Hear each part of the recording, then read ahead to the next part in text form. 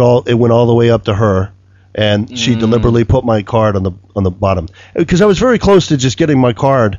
They have your insurance card, Right. they keep it, and I was just very close to saying, I have other things I need to do today. Just give me my card back. How long did you wait? You were I 2 waited, hours?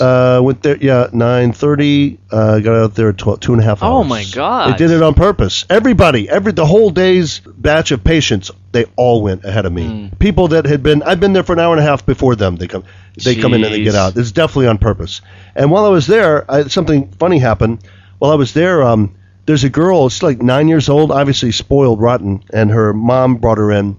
I guess it was a flu shot or something she had to get.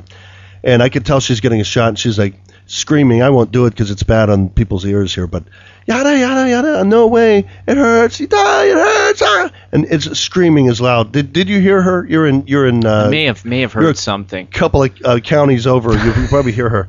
Just an amazing dramatic performance, just complete overreaction. Did you give her a standing ovation at the end? Yeah, I did. When she came out, Give her I said, an Oscar? She needs an Academy Award. That's what I was telling her, and I said, that is great. I said, no shot in the world hurts that much. I mean, it sounded like her arm was getting cut off. She was screaming. When JFK was shot, it didn't hurt that much.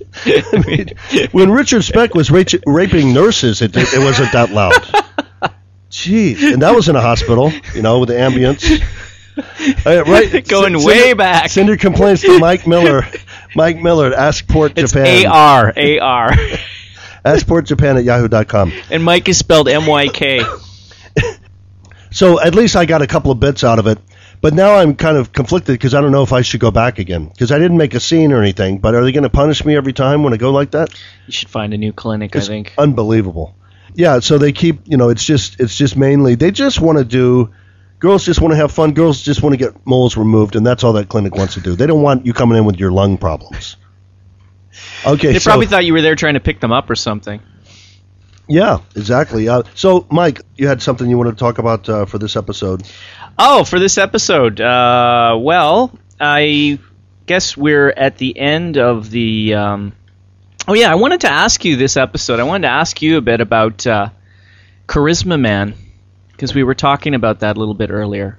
Right. And the origins of that. So Charisma Man is a spin-off book and kind of gag from what we talked about earlier, which was Alien Magazine, which I wrote for many, many years. They reprinted them when they changed names, but I don't get residuals from that. But I do get, they did put my name in the book credits when there was a book. Didn't you make like 100 yen or something? Grand it's like total? 68 yen and 1,000 years, something like that.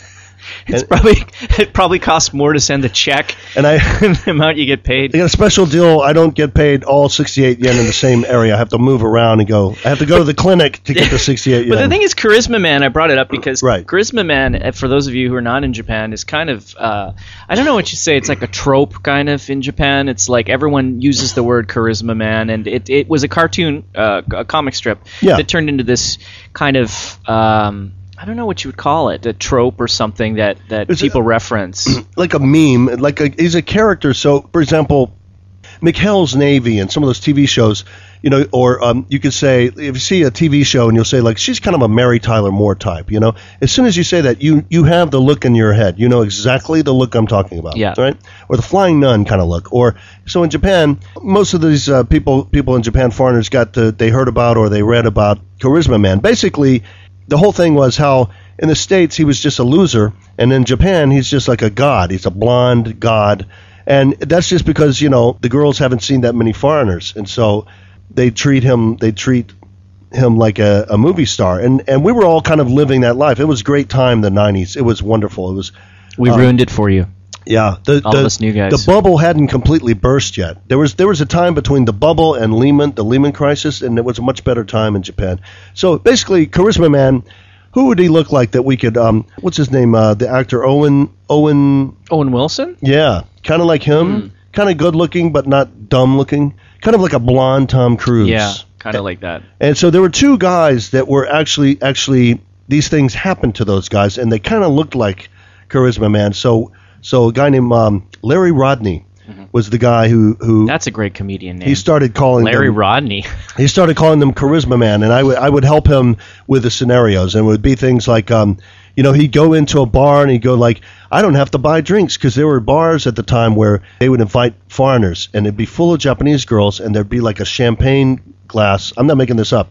And this is way before your time. My Lord. You would have loved to come here. You were probably 4 at the time. I regret not coming when I was 6. I would have been so popular. And there were tables of very few foreigners. I was the only foreigner in a couple of these occasions, you know.